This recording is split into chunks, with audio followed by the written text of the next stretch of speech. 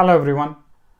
So people who've been following my channel would know that I've been talking about a new visa that the UK government is introducing from January 2021. It's called as a points-based immigration visa. And this points-based immigration visa is supposed to make it easier for people from abroad, especially from non-EU countries, especially like countries like India, to come to UK for work purposes. So today the work visa is based on a tier 2 general process, and it's a little bit cumbersome, which I had explained in my previous visas, where you have a resident labor market test, and then you have certain restrictions where you're not able to come to UK easily with a work visa. The new points-based immigration visa is supposed to make it easier, which we had explained it earlier. Two key questions were remaining. Both of them have been answered in today's July 13th. Today's detailed statement that they have released with regards to the points-based immigration visa. The important good news is that for tier 2 ICT, for people who have come through tier 2 intra-company transfer through the Indian IT companies or through any of the Indian companies through intra-company transfer, they were not allowed to switch to the tier 2 general without a cooling off period. They had to go back to India and they had to spend a 12-month cooling off period. And one of the key points that was left open, which we said in our earlier video also in the points-based system visa, was that we don't know what the cooling off period restrictions are going to be for this new points-based system. And I had speculated saying that they might remove it because it is going to be a new visa and it's expected to bring more people into the immigration route. So as we expected, they have clarified and confirmed in today's detailed statement saying that the tier 2 ICT can switch to this new points-based immigration visa without a cooling off period. They don't have to go back to India. They can switch within the country is what they have qualified. We will be taking a look at where they have qualified it, where they have explained it, in which pages of it's a 130-page document that they have released, in which pages they have explained that they can switch without going back to India. We'll look at it when we go through the document in detail. Also, another important clarification that they made is when I made the points-based system visa based on the policy statement that they released on 13th of in February earlier this year, I speculated saying that it probably is based on the salary that you are already earning, because that's how the policy statement wording had been. It said that you must have earned a salary. So now, even in that video, a few people had commented saying that no, it's possibly the salary offer that is going to be made. But I was basically saying that no, my understanding is that this is based on the salary that you've already earned. Apologies for that, because people who had actually commented, you're right. The detailed statement have clarified and confirmed that it is the salary offered on the job offer. So it's very clear, and they've practically given it with a lot of examples.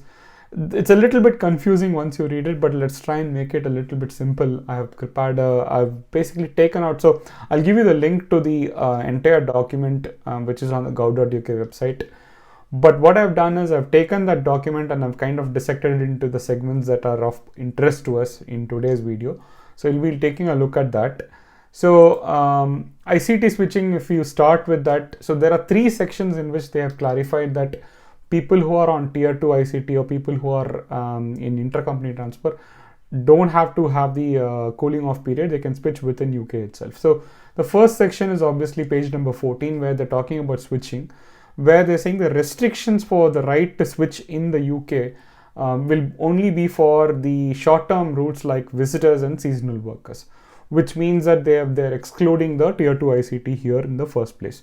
Again, in page number 42, they're actually going ahead and clarifying for the intra-company transfers, saying that although the intra-company transfer itself will not provide an avenue to settlement, where if you come as a tier 2 ICT and stay in as a tier 2 ICT, you will not have the opportunity to settle, but those admitted on the route will be permitted to switch into the skilled worker route while still in the UK. Of course, you have to meet the qualifying criteria and minimum threshold, minimum salaries and everything else. But obviously, the key line here is that you are allowed to switch while still in the UK, which is the key point to read. So this is in page number 42. Again, once again, in page number 43, they have clearly given out the conditions and restrictions where switching routes in country is allowed for the intra-company transfers, where you're able to switch from ICT into the points-based system visa. Now, there is a little bit of mention with regards to the cooling off period being adjusted.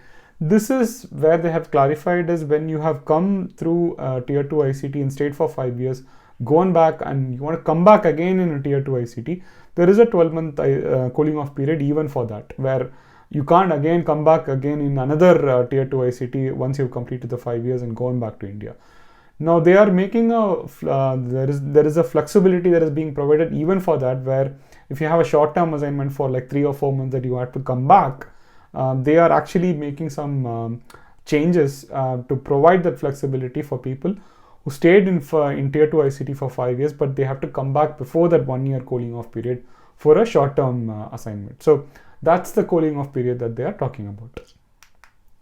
So that is obviously a big good news for people who are on tier 2 ICT, because it's been one of the main open questions, and I think that's been clearly answered in this detailed statement. Now let's look at the confusion with regards to the salary. I mean, confusion that I had at least. The policy-based statement, the original policy statement when it was released, it had a line which said that in addition, if the applicant earns more than the minimum salary threshold, which is where I made the assumption, and also based on the fact that prior to the points-based system, previous points-based systems that have been introduced in UK, be it the tier 1 or be it the HSMP, they have all been based on the salary threshold that you are earning already in India or the salary that you already have. So that is where the confusion came, which is what I had explained in my previous videos. But this further detailed statement, they have very clearly laid out the fact that it is based on the salary that is on offer, or the job offer that you're getting. It is the salary of the job offer that is going to be taken into consideration for your 20 points and for your qualifying criteria. Now, the way in which they have explained it is based on this page 17, which is basically the fundamental page, or basically the detail of this entire 130-page document lies in this page 17. And this is what has been further explained with multiple examples and multiple scenarios in the entire document, in most of the case. So like we had said earlier about the points-based system, the 50 points are mandatory. You need to have a job offer, and you need to make sure that the job is at an appropriate skill level for that job. And then the English language requirements, these are mandatory. The English language requirements, again, they've clarified that you don't need to take the IELTS test. You can do the UK NARIC and prove that your degree was taught in English, like I had mentioned earlier. So that 50 points is mandatory, and you need to get all those 3 criteria met. On top of that, your salary threshold, you need to get 20 points one way or the other through this combination that they have given below. The combination is a little bit tricky to understand, but if you spend a few minutes, you can actually make sense out of it. Now, the first criteria is obviously, whatever be the scenario, you must be offered a job at least which has an annual salary of 20,480 pounds. If you are offered a job which is less than this amount, none of it matters, because you're first of all not at all even qualifying for the salary threshold points or the salary criteria, qualifying criteria. So you need to have a job offer which gives you a minimum annual salary of 20,480 pounds. That's the first thing to keep in mind. There are additional caveats that have been put in place, which means that if you get a 20,480 pounds, for example, in a normal job scenario, then you get 0 points. You are only qualifying for that salary threshold criteria, and you need to get the additional 20 points through one of the additional options. Like, we talked about PhD being an option. So if you're doing a PhD in a STEM subject, for example, you get 20 points. But let's leave out PhD for a second. But without the PhD, if you're a new entrant to the labor market, this is something new that they've brought in. If you're a new entrant to the labor market, then you get 20 points. So even if you're offered the minimum salary, and if you're a new entrant to the labor market, you get 20 points, and you can get the entire 70 points. Now, who is a new entrant? So they've given 3 criteria, or one of the 3 criteria, one of the 3 requirements. If you meet it, then you are a new entrant. So you could be, for example, people who are switching from the graduate route, post-study visa, you get 2 years of post-study visa. So if you've completed the graduate route and then if you're switching from the graduate route to the skilled worker category, then you're considered as a new entrant. So generally the students, when they finish and they start earning, their salaries could be much lower than this, which is why they've given this provision. Or if you are age 26 and under when you're applying, then again you're considered as a new entrant. The third criteria is if you are working towards a recognized professional qualification. Like for example, if you're going to become a doctor, and if you're getting a job as a junior doctor, for example, those are all working towards a recognized professional qualification. In that scenario also, you're considered as a new entrant. So all new entrants by default, they get 20 points. So as long as your salary is either 20,480 or in your profession, if it is higher than that. For example, in your profession, the normal going rate, again, they've introduced something called as a going rate for every job category. I'll just give you a few examples, but let's assume if in your job the going rate is 40,000 pounds, then you need to have not 20,480, you need to have the maximum of the two, which is either the general salary threshold or the going rate. So as a new entrant, you need to have at least 70% of it. So that's so between the general salary threshold and the going rate, you need to have the maximum of whatever is the maximum value. You need to have that value in your offer letter for you to get the points. So the going rate, as an example, for example, in an IT project manager, they have, based on the national pay scale and based on the national pay, they've said that the going rate is about 40,000 pounds, which means that you need to, for you to qualify, if you're an IT project manager and if your offer letter says that 20,480 pounds, you need to get 80% of that going rate, which means 32,000 pounds to qualify for the new points-based immigration, and not 20,480. So if you're offered 20,480, then you're not qualified. You need to get 32,000 for you to qualify for the points-based immigration. So 20,480 is not the minimum for every scenario. It is the minimum for a scenario. It's the minimum. It's the base minimum that you need to get. But if you're an IT project manager, getting 20,480 is not enough. You need to get higher than that, which is 80% of your going rate, which is 32,000 pounds, assuming that the 40,000 pounds is the salary, going rate salary for your IT project manager profession. So like that, every salary and every combination needs to be understood before you can work out whether you qualify for it or not. Now this needs a bit of example that you need to put in before you can explain this.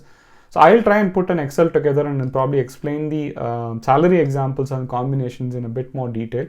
But one thing that you need to understand is there are examples that I've given in the detailed statement itself, which if you understand your profession, you can actually go and read it, and then it will make more sense to you based on your profession and your profession's going rate. For example, if somebody is in the health or education job, as long as they meet the relevant national pay scale, getting 20,480 will automatically get them 20 points. They don't need to be bothered about anything else. If they're in the, like for example, people applying in a nurse job, those jobs that are listed as the health and education jobs, if it meets the relevant national pay scale, all they need to get is a salary of 20,480 and they'll automatically get 20 points. Unlike anybody else who, if they get 20,480, they still get only 0 points and they need to make the 20 points in the other criteria. There are some exceptions like the health and education jobs where they get 20 points just by getting 20,480 pounds itself. So I will try and make that Excel with a few more examples so that it makes it a bit more clearer. Probably need 2 or 3 days to create that Excel and make that video. But I just wanted to give this couple of good news to everyone who's been watching my channel or following my channel about points-based systems especially. So hopefully this was useful to you. Until next time, thank you, bye.